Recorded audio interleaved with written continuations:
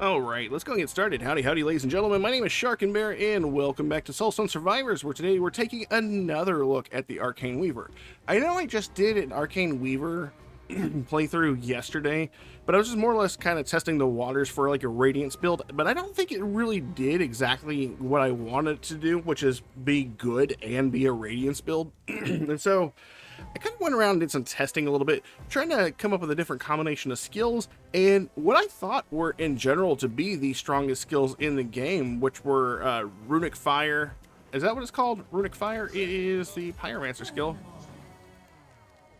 Runic Ember. What I thought to be the strongest skills in the game were Runic Ember, as well as Resonating Crystals and Crystal Shard. I thought in combination with these three abilities together, paired with a couple of other skills from the Arcane Weaver, it'd be really cool. Like, we were trying to basically stack Arcane Explosion, Arcane Beam, and then I believe Arcane Disc is the other skill that we tried pairing with it.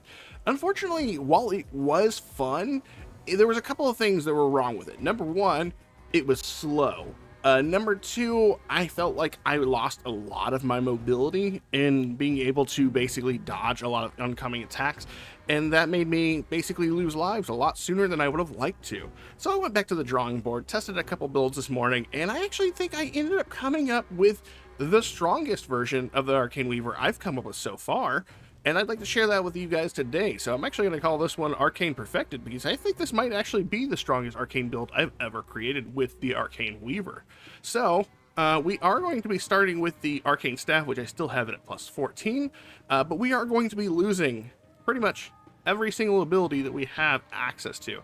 The only skill we're going to be taking from the Arcane Weaver is actually going to be Arcane Power. This is the only skill we're going to be taking from this tree, just so we get the multicast, because instead what we're going to end up doing over here, let me remove it, is we're actually going to be taking the Arcane Power over here, and the only abilities that I'm going to be grabbing are Ancestral Empowerment right here, and Runic Ember. Runic Ember is #1 damage dealer, as far as I can tell. Now, I do believe you can still get even stronger with Crystal Shard and Resonating Crystal. If I were to stack these up, I bet you I can make a pretty good build. But the cool thing about Runic Ember is it's not like a radius sort of deal. It actually hits a whole bunch of targets and bounces between objectives and causes fragility. And I think overall, this is more of a good long distance tool. You don't have to get super close, whereas Resonating Crystals and Crystal Shards, you actually have to get close for a little bit, just to build up the area of effect before you can take a distance to that one. And then we're also going to be taking an Ancestral Empowerment. And the reason why is because you're basically going to set down these totems that have a radius on them. And the thing is, as you increase the AoE of these radius, or the radii, basically, of these totems, you're basically going to be able to cover an entire map with the Ancestral Empowerment. And the cool thing is, any enemy that's sitting in there is going to be generating radiance for you, and so we're going to build up a crap ton of radiance. I believe when I tried this out, by the time I completed my Titan Hunt run, I had 70,000 stacks of radiance, which kind of eclipses the 17,000 that we saw in yesterday's video. So we're going to go ahead and click on these two. We're going to activate those on there. I'm going to be taking Reroll Mastery, Weapon Expert, and as far as my Tenacity runes will go, we are going to take Dash Mastery, because honestly, I think we actually kind of need it in this build. We are taking Singular Focus because I'm actually going to be doubling up on a couple of skills, maybe even tripling up. We have Elemental Power and Efficiency Focus. So we are actually going to be taking this to Titan Hunt level 5, Sigil of the Void. We're going to be fighting the Void King in this one, mostly because I actually absolutely destroyed level 4 of Titan Hunt plus 5. What is that? Sigil of Hate right there. So we're going to jump into Sigil of the Void plus 5. If you like this sort of content, you want to see more builds like this, make sure you are like, subscribe, comment down below, let me know what you think of the build, and yeah, let's go ahead and get started. Alright, so starting off, we definitely want to take it a little bit easy until we get a couple of Runic Embers. We're going to go ahead and start with Bro Kent as always. We are going to be taking the same path as we took yesterday whenever we were fighting with the other Arcane Weaver build that we were using, which is we're going to take Bro Kent for Shatter, we're going to take Mhyzahet for Expose, then we're going to go to Valkage Vyvolt for I believe it's the Radiance to Finesse buff, and then we're going to go to Midorahk for our last buff. And that's actually going to be what's going to cause us to basically craft a crap ton of radiance. So for now, we just need to go ahead and build up as many skill points as we can. I'm going to go ahead and start using banishes to get rid of the skills I don't want. So let's go ahead and do that. I'm not going to use all my banishes. There goes a runic arcane empowerment. I believe that's what it's called. Ancestral empowerment. I'm going to mess that up so much. But you can see right here, by default, this thing already has a pretty giant radius. And we're going to increase that even for enough. I mean, that's already almost enough to cover the entire screen, which is awesome. We do need to pick up these crystals, these mana shards over here we have. We got another the arcane or ancestral empowerment. That's going to be nice. Now they'll overlap. And it's just going to be awesome whenever we actually get a whole bunch of these and area of effect increases to that. I am going to go ahead and try to fish for one more skill before we start taking on our objectives. I want to get at least one runic ember, and look there, we got lucky. I'm going to go ahead and start working our way to our first objective. I'm going to go ahead and get the cast frequency. Cast frequency is going to be your most important stat, with multicast coming close behind it, because without cast frequency, you're not going to be multicasting nearly as much, because your multicast works off your cast frequency, right? Because every single time that you actually cast a spell, you have a chance to multicast. That's how that works. So if your multicast, or if your cast frequency is low on your skills, then you're not going to be multicasting a lot, right? We are not taking any more ancestral empowerment. What we're looking for is another runic ember, which is nice. We're going to take some lethality here. I will take lethality wherever we can. That'll be nice. It's going to be a very good bonus. We are going to be getting rid of arcane missiles. And we're not going to be taking arcane shield, although I've actually tempted that one. What we're going to be looking for here is one more runic ember. I am going to go ahead and replace arcane missiles because that skill is Garbo. I'm going to take that one. And now all we need is one more skill left. Ooh, we're getting really lucky with the Relentless here. I'm actually going to head on down to the epic objective down here. Corrupted workers, corrupted enemies. And we'll turn down some of our visibility here. As you can see, it is hard to see. And there is our last skill. Now, we should have everything we need to basically destroy the competition here. I do need to get some movement speed. I am taking ticks of damage here and there. But we are getting really lucky with a cast frequency. That is nice. I'm going to turn these off. We're going to increase the area of effect of our ancestral empowerment. That is nice. Let's see. Powerful strikes. That'll be good. There is an agile buff. I would have done the runic ember buff, honestly. Ooh, increase the amount of ancestral empowerment. Absolutely. That is awesome. Damage increase of all of our runic embers and the potency of arcane power. We'll take it. Go ahead and get my bonus XP down here. Merciless frequency. Yes. Let's see. It's going to grab this mana crystal down here. And we'll work our way to the next objective. Looks like we only have common objectives on the map. I am going to go ahead and take Agile again. I do want to be as agile as I possibly can be. I'm going to go ahead and turn down my effects just so I can see more of the telegraphed attacks that are coming on screen. There we go. We are going to do the damage increase to all of our runic embers. Why not? It is the most damaging skill we have. Let's go ahead and head towards our next objective. We only have 2 on the map. No, we got 3. Okay. Here's some Void Lords. I'm going to go ahead and turn this down to... Let's get some extra health. Oh, this is not Void Lords. This is enemies. Sandscale Fanatics. Okay. I look like the Void Lord statue for a second for me. Alright, there they go. They got cleared off the board. Go ahead and grab this XP. Damage increase to Runic Ember. We'll go ahead and do the damage increase to Runic Ember again. Attack speed, we're going to lock that one. We're going to take the damage increase to Runic Ember, attack speed to Runic Ember. As you can see, we're getting a lot of Runic Ember buffs here. The Agile buff is nice. Let's go ahead and take out this objective up here. And this is, in fact, Void Lords. Let's see, increase the amount of mana we gain from mana crystals. That'll be nice to have. Turn down my visibility down to 0, just so I can see them over here, because we are in a corner. And you can see already, we're already starting to destroy the Void Lords with the amount of Runic Ember they were able to throw out. Damage increased there. Let's re-roll. Let's get that Relentless. Area of Effect. Multicast. I am going to lock this. I actually would like to take... Ooh. Potency. I wanted to take the Potency too. I thought about it. Let's turn this back to the +3. +3, or like 0.3 is about where you'd still see the effects going off, like all of them. We can still see the outline of Ancestral Empowerment.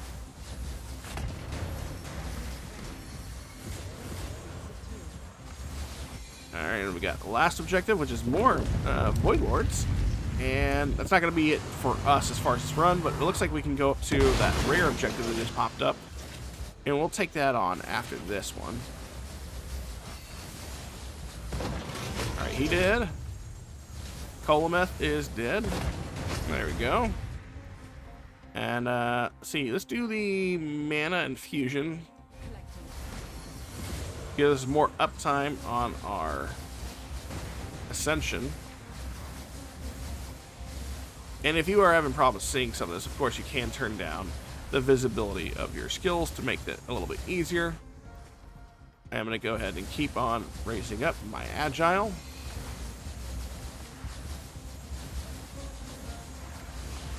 The raising of our Agile is going to help, especially with our dash distance whenever we get around to fighting Brokenth over here.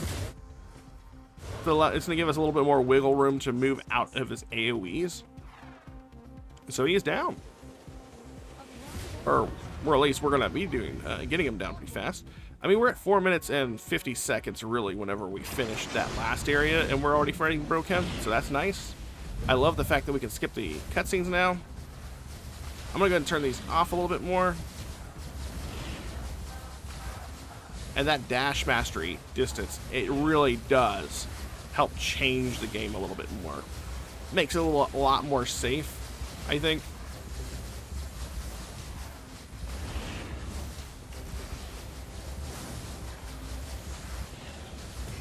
I might still take a hit here because I am terrible at video games sometimes. Alright, there we go. He is down, and that was a lot better than it was yesterday whenever we tried to build out. From here, we are going to go ahead and grab some extra health. We're going to grab the Shatter, and we're going to head on to Mhyzahet for the Exposed debuff, or Titan Power. It's not really a debuff. Well, I guess it is debuff. It's a damage increase to us, and that's how they dress it up as, but it is a debuff on the enemies. I am hoping that we do get lucky, and we are able to find a treasure goblin. That would be the dream. Powerful strikes. Let's re-roll here. Area effect.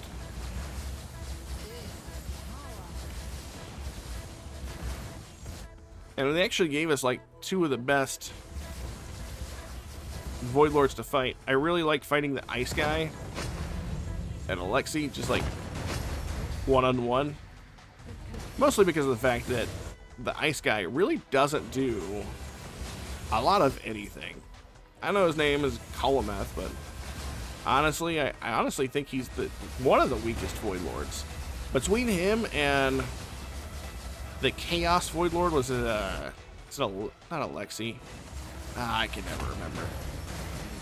The one that runs around with a sword. He's hands down easily the easiest one, because you can actually get him in a chase sequence where all he does is like chase after you.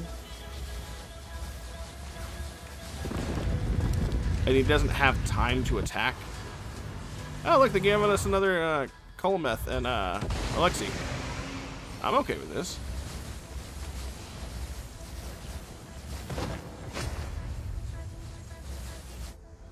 We'll take the Merciless. There he goes. Reroll. Let's do duration, attack speed. Ooh. We're going to lock quantity. Take magnetic. Lock Relentless, take Quantity. Lock Merciless, take Relentless. Take Merciless. There we go. And I will run out of locks here, but I don't have... ooh. A lot of cast frequency.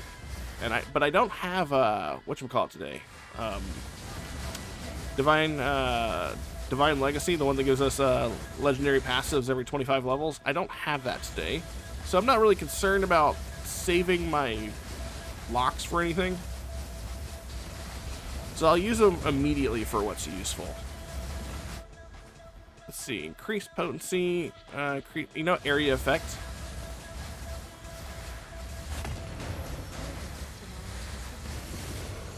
There we go. Gonna go ahead and head over here and hit up this rare objective. Look at corrupted enemies, corrupted mages. We'll do a reroll to a behemoth. And the cool thing is we will be getting bonus health because, as you saw from the Ancestral Empowerment, the Ancestral Empowerment actually grants us Ancestry, which gives us bonus health per hit. What is bonus health, by the way? It's 1 additional health per hit, so it can stack up fairly well. We are going to take the multicast mastery for Runic Ember. Why wouldn't we? That's awesome. Area effect, sure.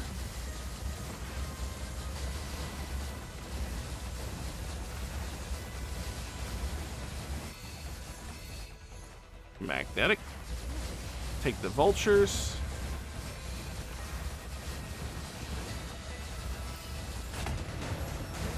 Vultures are gone.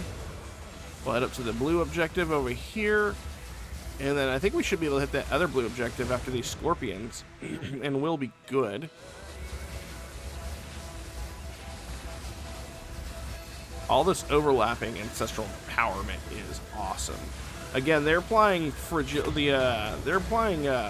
radiance, but they're also applying the fragility for us as well, I think, because they're allowing us to basically consume those stacks. Relentless. And they're also applying Shattered every time they hit. And whenever we get exposed, we're also going to be getting that exposed off as well. I'm going to go ahead and lock this, take the powerful strikes. And we're already hitting in the millions, which feels really good.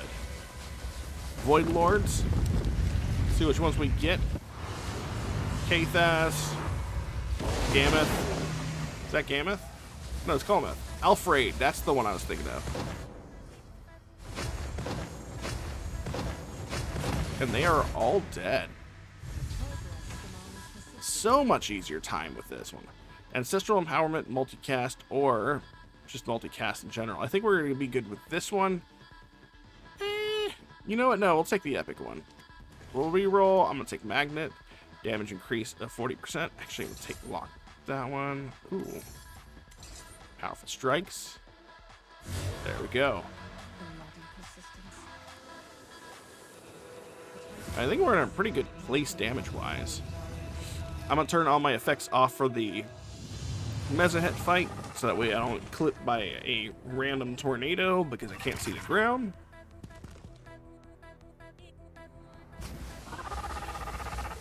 I am a little concerned about how this will work. We'll see. Hopefully it shouldn't be too problematic because we are dealing with a whole bunch of the ancestral empowerment on the ground. Actually, we're just kind of decimating Mhyzahet right now. And I'm okay with that. Got hit by a random scorpion.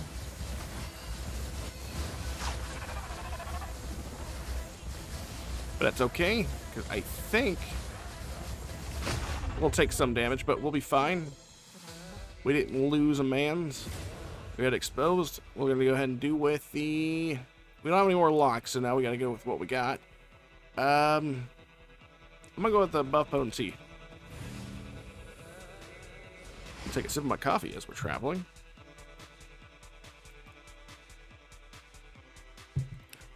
Valkage Vyvolt, here we come.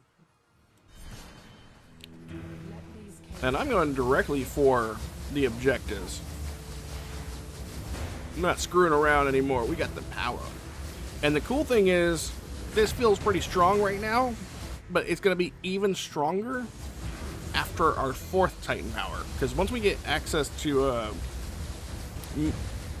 Midorahk for our final power, I really feel like this build is going to pop off, and you're really going to see like the true power behind this. I would take this Relentless, but I honestly want to be faster. I want dashing to be not as big of a concern if I can be. I think my last run I ended up having like 210% movement speed at the minimum.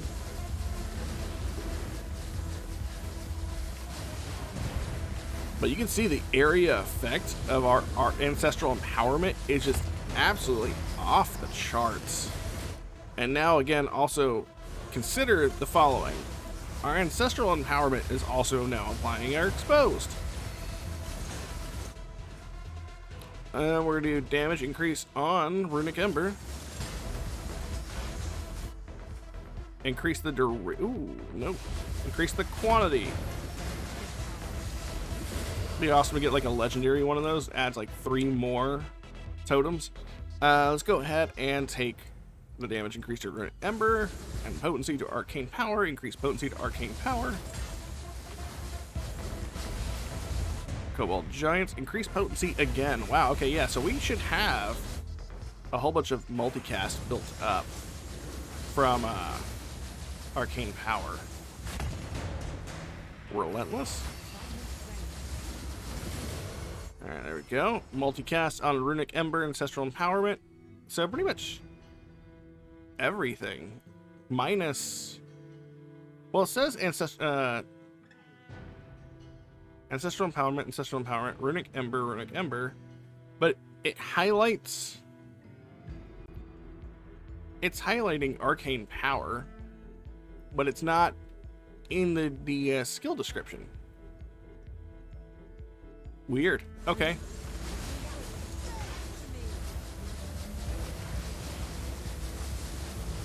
Turn this down just a little bit.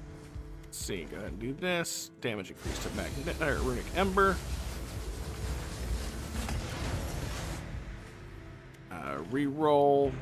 I'm gonna take movement. Potency.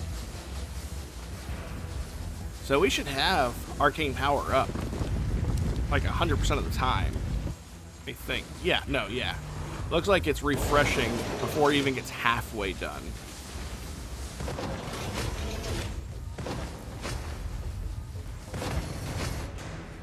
Damage increase of Runic Ember. Absolutely. Ooh, I got hit there, but gladly we were done with everything else. Let's go ahead and go with more agile. Relentless, attack speed, multicast.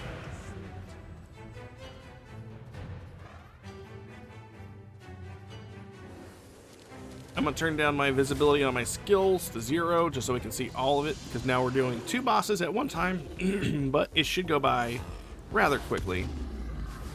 We'll drag this first one down here, and hopefully we're fast enough that we can actually just like do this. I don't really have to dash as much.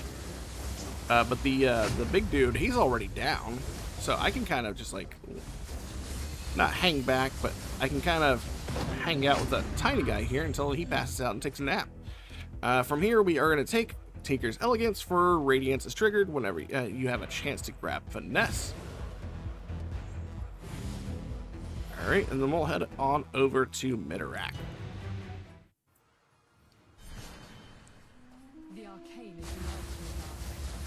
And now we have a whole bunch of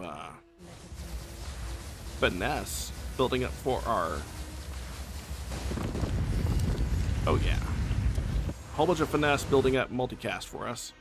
Let's see if we can go ahead and do that. Increase to our Runic Ember damage.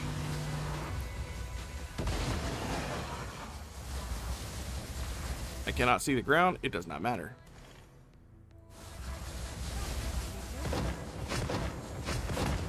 There we go. Let's see, we'll do Agile. Agile.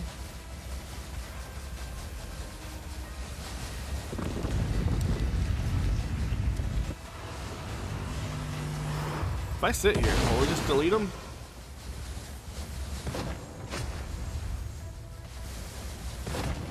More or less. I mean, I did have to move a little bit, but I was at least able to like stand there and kind of wipe the floor with them a bit. Let's see. Ooh, there we go.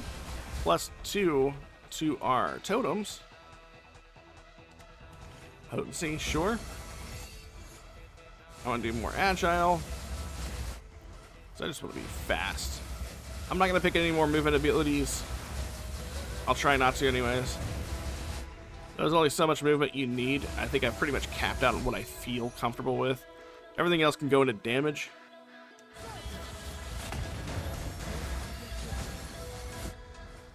Let's see, go ahead and do area effective ancestral empowerment.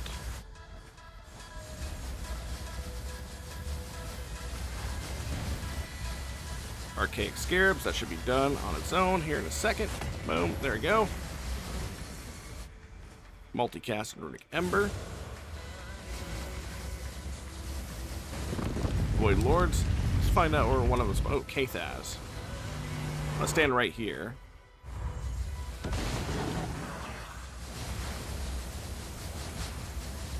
I had to move. They were doing a whole bunch of AoE there.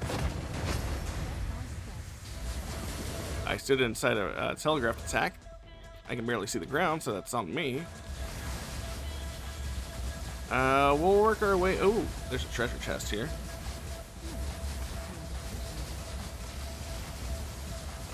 You can see we're reliably already dealing a couple billion damage to certain enemies now, which is nice.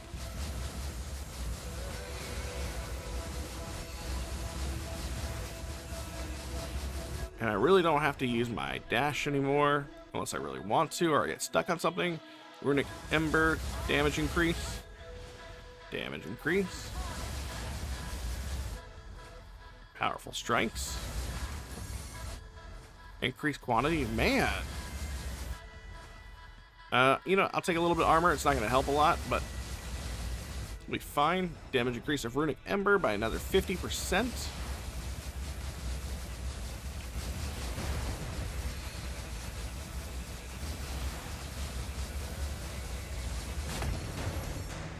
Damage increase of Runic Ember. Awesome. Another 30% boost to Runic Ember. I'm going to turn all my effects off for Midorahk. We should be fast enough to pretty much stay out of Midorahk's way. Only thing we really got to concern ourselves with, if it gets too close and we have to make sure we're out of the radius of his attack. I'm going to take the Merciless, honestly.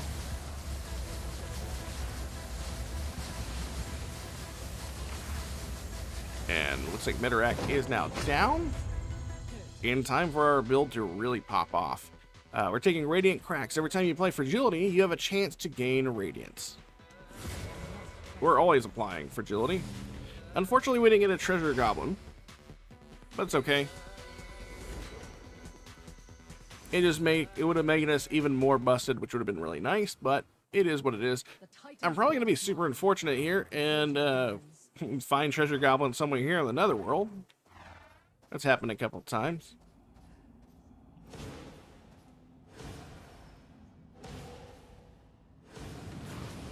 There we go.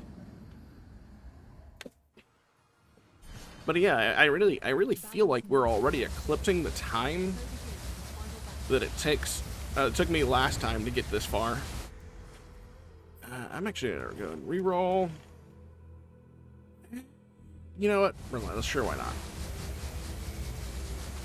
But now, as you can see, we're already building up them stacks of Radiance. We already have 6,000 stacks, and it's going to continue going high. Merciless. What is our... Oh, yeah. Yeah, no, it's Merciless. 552% Merciless attack speed of Runic Ember. Cultist of Heresy. There we go. Mana Infusion. Merciless. It's getting stuck on objects there. Damage increase for Runic Ember.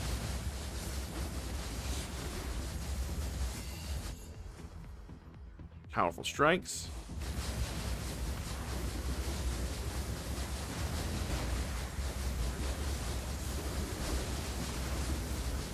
Ooh. Oh, I got stuck on that bridge for a second. I'm glad I managed to get out of that. There we go. Area effect of Runic Ember. Yes. Attack speed. Yes. Area effect. Can't get enough area effect with the Ancestral Empowerment, honestly.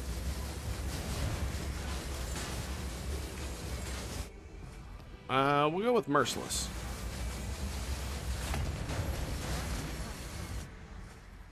Increase potency. Damage increase of Runic Ember.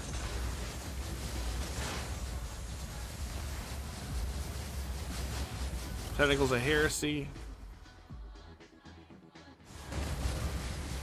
Ooh.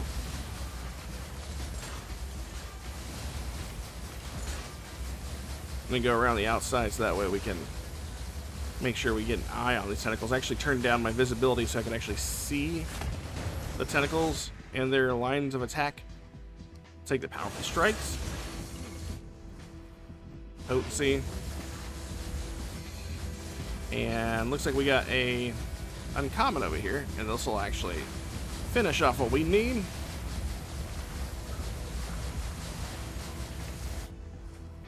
Take the block power. And there we go.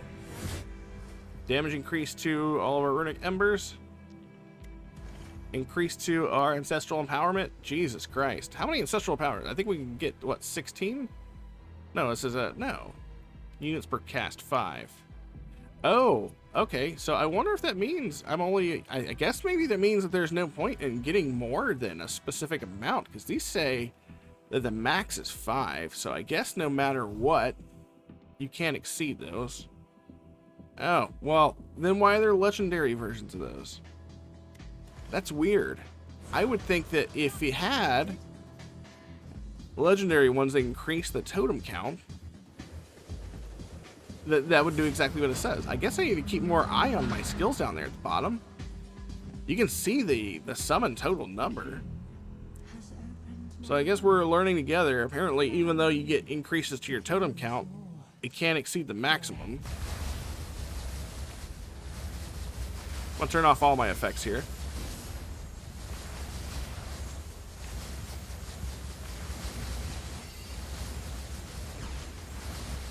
Pretty much able to like do a little dishy dash around this guy and grab our mana crystals. I'm gonna move over here. Maybe we can move them away from those AoEs over there. Let's get some extra health.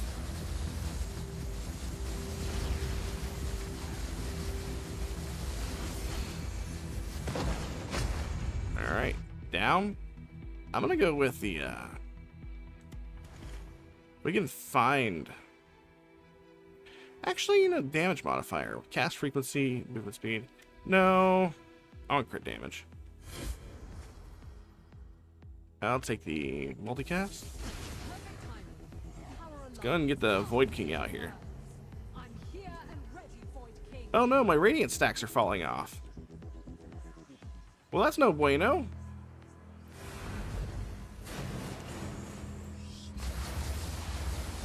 We gotta build them back up.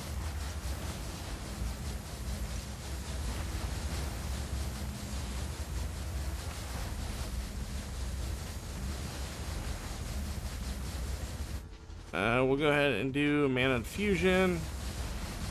Well, that's kind of sad. I'm gonna have to go look back and see what our top stacks was. Let's see if we can get back over 70 before we're done with this video here.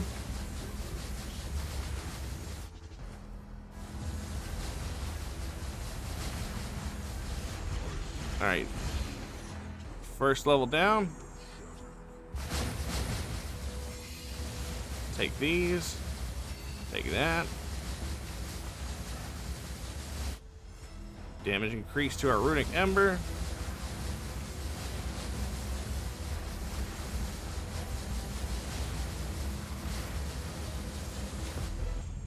Down. I didn't even look how much health these guys had. Hold on. 944 billion damage for the last phase at the very minimum.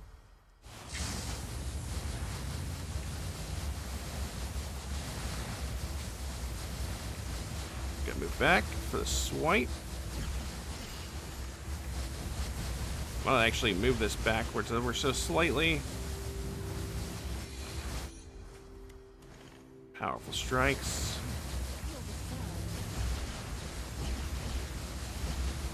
Ooh. Ooh. Ooh. You guys are making me sweat. But I say these guys, I mean the Void King.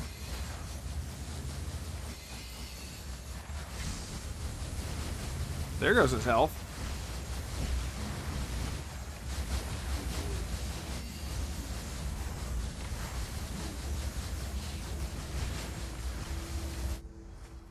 Burning Ember.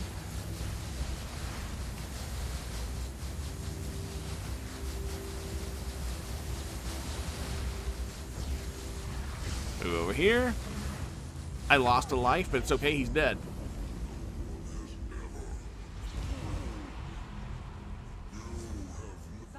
Alright, and he's done. Let's go ahead and grab our power. I don't really know what I would grab. I guess Wound. I don't think Wound works with this one, but it's okay.